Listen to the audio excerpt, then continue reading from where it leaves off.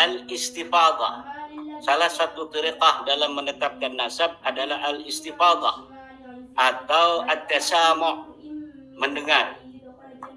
Ini sebenarnya untuk nasab yang hari ini ada. Maka saya katakan, kesimpulan Ki Haji Imaduddin adalah kesimpulan yang sangat tidak tepat dalam artian salah total.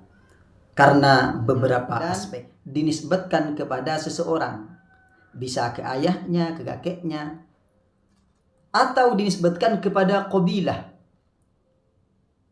Ini kalau seandainya menggunakan teori Ki Haji Imaduddin hanya berlaku pada nasab yang untuk hari ini bahasa qabilah seharusnya dihapus. Enggak usah ada. Assalamualaikum warahmatullahi wabarakatuh. Bismillah walhamdulillah wassalatu wassalamu ala rasulillah wa alihi wa sahbihi wa man walah wa la hawla wa la quwwata illa billah, amma ba'd. Para pemirsa yang budiman yang dirahmati oleh Allah Subhanahu wa taala. Marilah kita lanjutkan pembahasan kita tentang video yang beredar, perbincangan antara Gus Aziz Jazuli dengan Ki Haji Imaduddin yang di dalamnya berisi banyak hal-hal yang perlu kita bahas. Untuk itu marilah kita dengarkan terlebih dahulu statement yang kedua daripada Ki Haji Imaduddin tentang kaidah syuhrah al-istifadah. Aziz baca kitab Rasail ini halaman 103, Gus Aziz tentang syuhrah wal istifadah.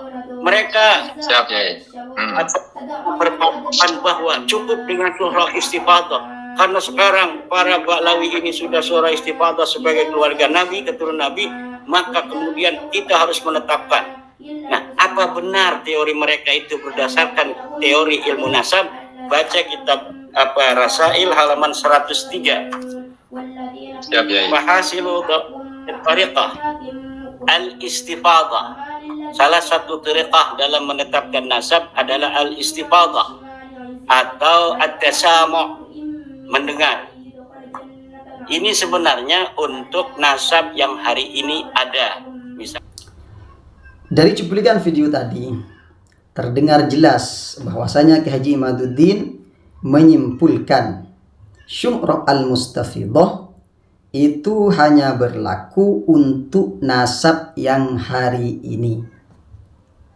Maka saya katakan, kesimpulan Ki Haji Imaduddin adalah kesimpulan yang sangat tidak tepat dalam artian salah total karena beberapa aspek.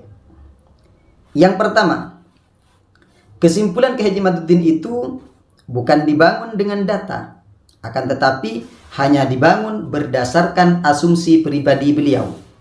Coba kita lihat di kitab yang beliau baca, yaitu Rasail fi Ilmil Ansab halaman 103.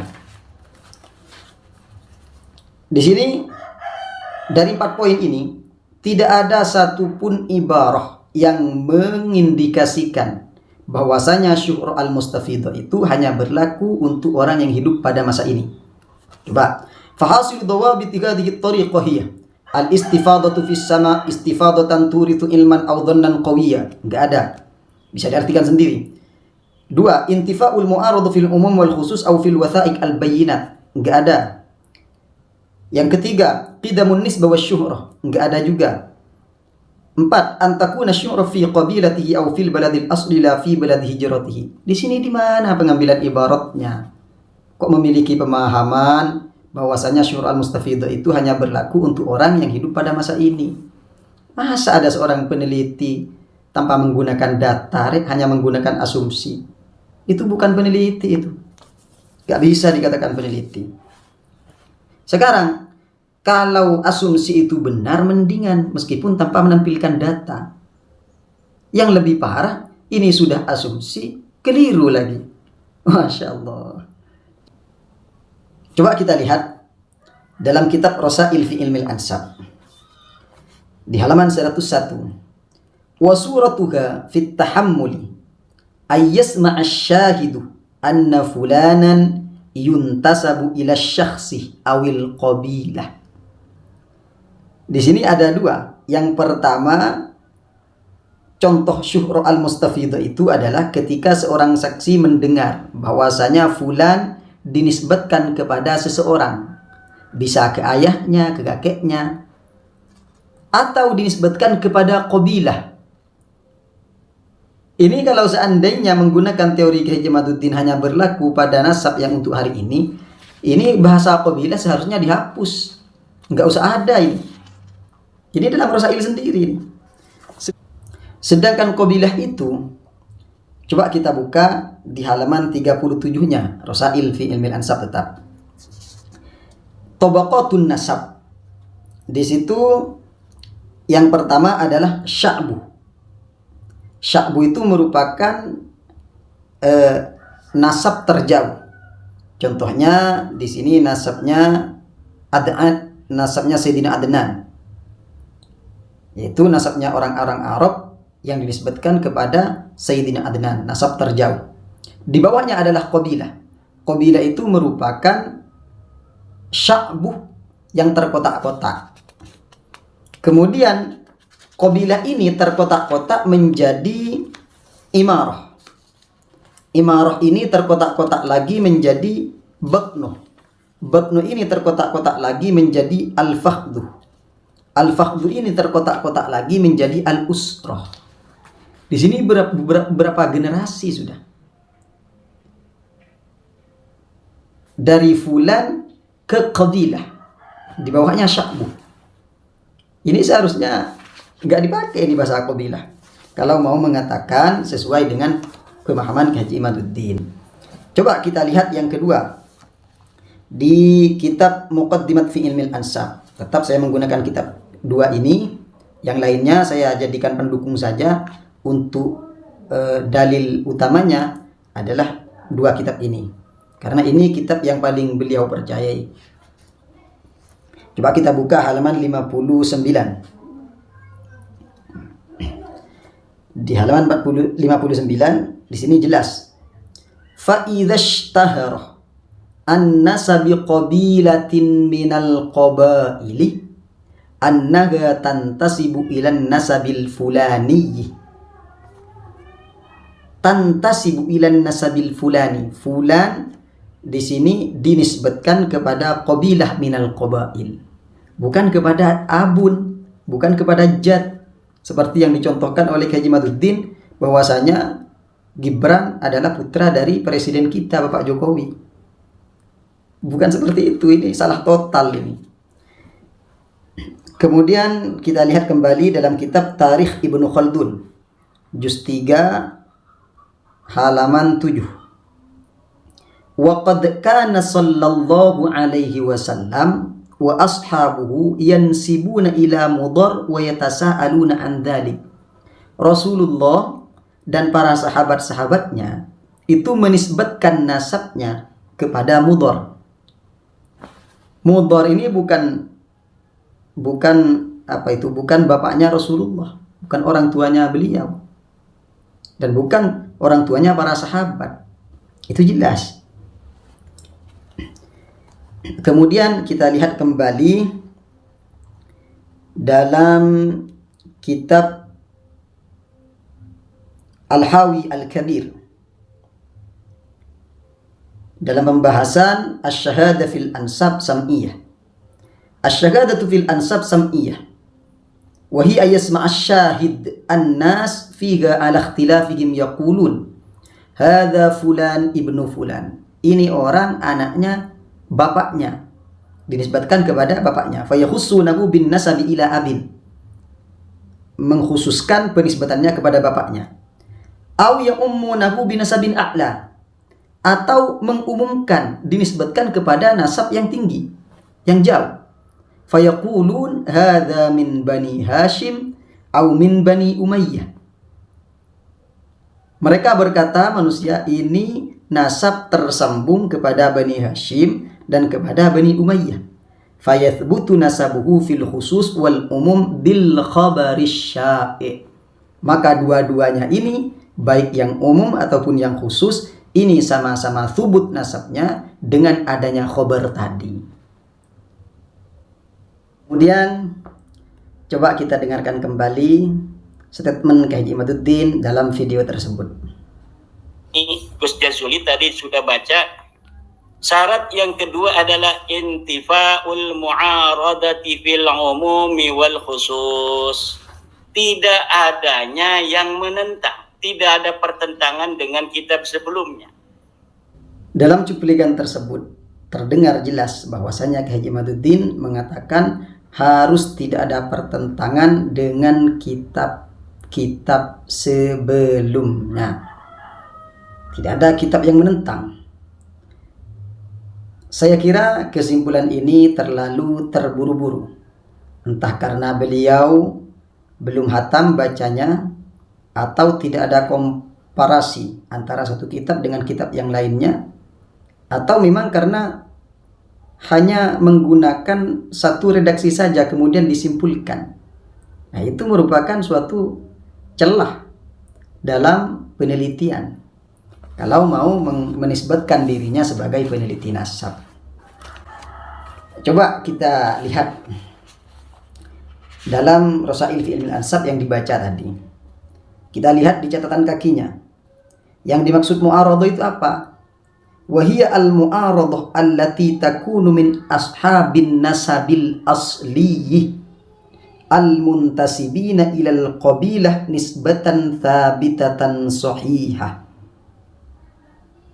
Wa yakunu i'tiraduhum huna da'wa yatarafa'una biha ilal qada'.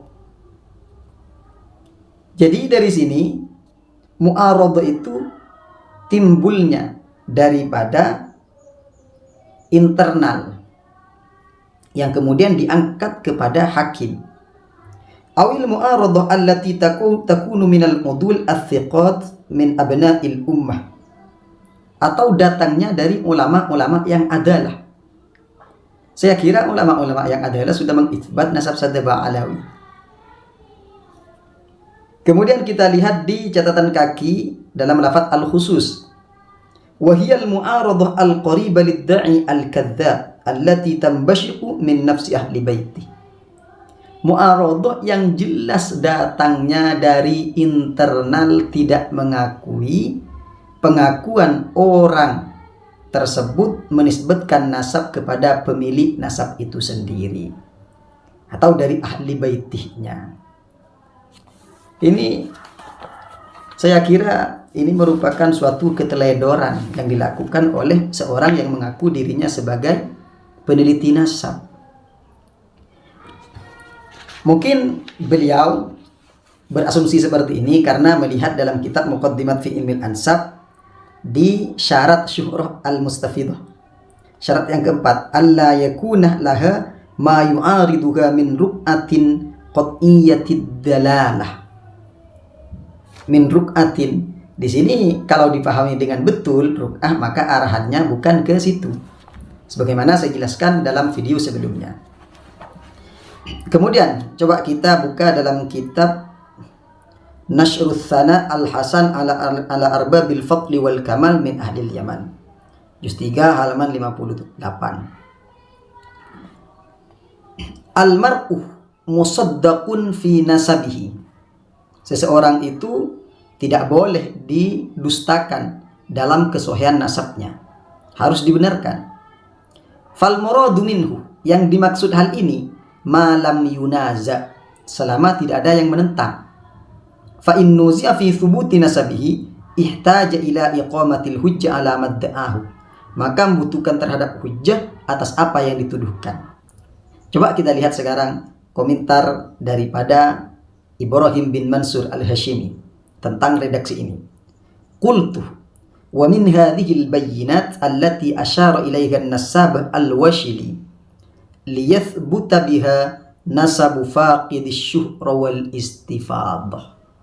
Jadi jelas di sini untuk menetapkan syuhra wal istifadah yang tidak terjadi dalam satu golongan. Ada orang mengaku-ngaku nasab tapi dia tidak syuhra wal istifadah sama sekali. Maka di sini malam yunaza ini dilarikan pada pemahaman seperti itu. Seperti itu Kiai Haji Imaduddin, Masya Allah. Yo poe kire kok peneliti seperti ini kok banyak bertentangan dengan teori-teorinya sendiri. Dalam video tersebut juga Kiai Haji Imaduddin di belakang ini sama sebetulnya. Kiai Haji Imaduddin menyimpulkan bahwasanya syuhra istifadhah harus dibuktikan dengan adanya data yang berupa kitab atau manuskrip. Ini saya pastikan bahwasanya Kiai Haji Imaduddin ini sangat tidak tepat dalam kesimpulan. Yang pertama, beliau Kiai Haji Imaduddin membangun teori ini dengan asumsi bukan dengan data, sama dengan yang awal. Tidak ada beliau tampilkan dalil akan teori ini. Tidak ada, jelas itu. Bisa dilihat di cross check di kitabnya. Kemudian yang kedua, coba kita lihat apakah benar asumsi yang dibangun dalam narasinya tersebut sesuai dengan kaidah ulama nasab. Kita buka di Rosail fi Ilmil Ansab halaman 101. Sekali lagi saya menggunakan dua kitab ini sebagai kitab pokok karena dua kitab ini merupakan dua kitab yang masih dipercaya oleh Kiai Haji Imaduddin. Halaman 101. Halaman 101 coba kita baca terlebih dahulu. Wal istifadhah takni at-tasamu. Istifadhah itu maksudnya adalah at-tasamu. Kalau at-tasamu berarti dari telinga ke telinga, dari khabar ke khabar, bukan dari kitab ke kitab. Wahiyya min adharil bayyinat, merupakan dalil yang paling zahir, yang paling jelas nampak. Wa tatawaffurid dawa'i ila naqliha. Ini bahasanya naqliha. Wa inna ma khassuha bit tasamu li'anna an-nasab amrun la madkhala lirru'yati fihi. Menggunakan tasamu di sini bahasanya karena urusan nasab itu merupakan urusan yang tidak bisa diru'yah. Sekarang, apa sih yang dimaksud dengan sama itu atau tasamu itu? Bagaimana cara mendeteksi atau memverifikasi adanya tasamu? Coba kita lihat dalam kitab Masabihul Jami juz 6 halaman 48.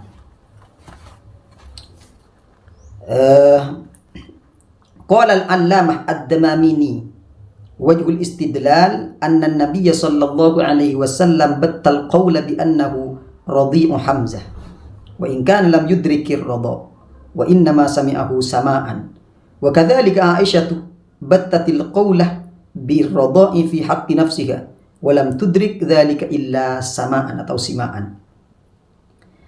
Di sini jelas Rasulullah sallallahu alaihi wasallam dan Siti Aisyah mengakui dan menetapkan bahwasanya Sayyidina Hamzah, bahwasanya Rasulullah itu bernisbat ke Sayyidina Hamzah dari radha. Padahal beliau tidak nutut, hanya mengandalkan sima. Dan Sayyidatina Aisyah juga seperti itu juga,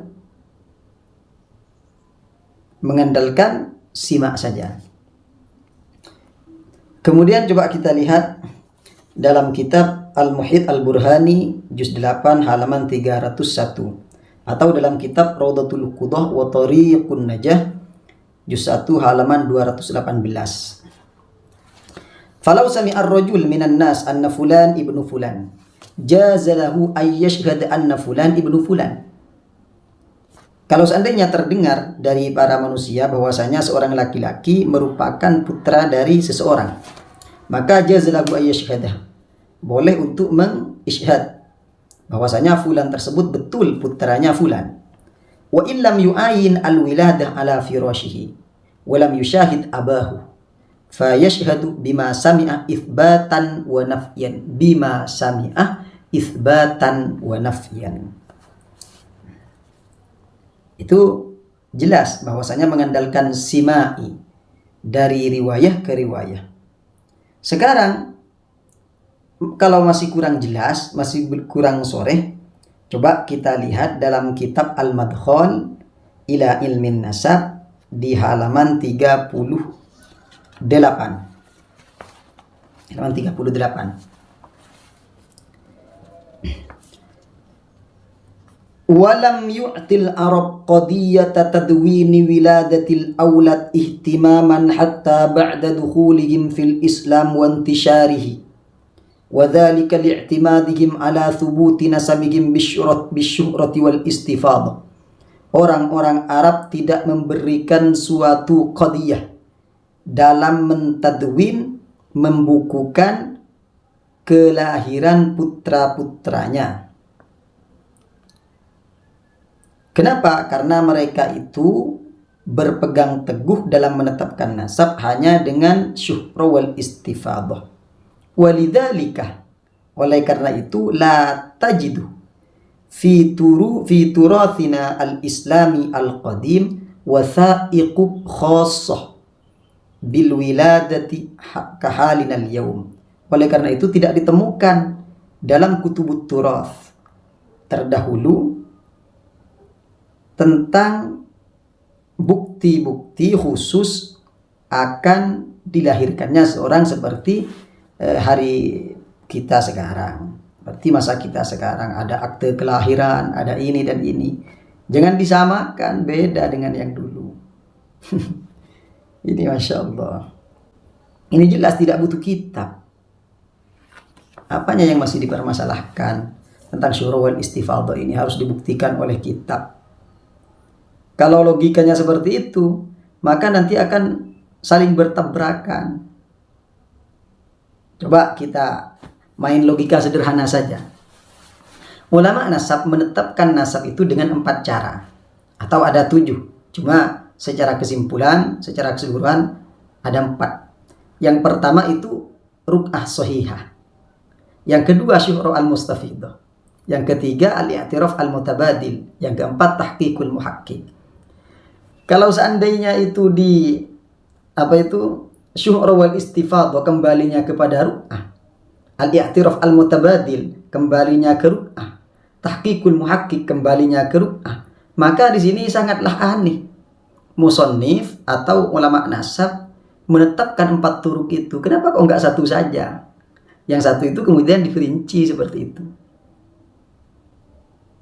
Jadi jelas ini syuhra al-mustafidah merupakan sumber lain, al-i'tiraf al-mutabadil sumber lain, kemudian tahqiqul muhakkik sumber lain, dan juga ar-ruq'ah sahihah sumber lain. Sama-sama turuk itu. Bahkan dalam kajian ilmu nasab yang menjadi dasar dalam menggali nasab itu sendiri adalah syuhra al-mustafidah, bukan kitab, bukan ruq'ah. Itu tertera jelas dalam kitabnya Ibrahim bin Mansur al-Ghashimi. Al-aslu fi babi thubutil ansab wa nafiha qa'idatu syuhrati wal istifadah allati 'alaiha madarul itsbat wan naf'i bi ijma'i ulama'il Islam. Itu sangat jelas itu. Ini kan sangat bertentangan nanti. Kalau seumpamanya harus pakai kitab semua, maka saya yakin Kiai Imaduddin kitabnya itu rungkat 1000 kali. Rungkat 1000 kali tulisannya itu.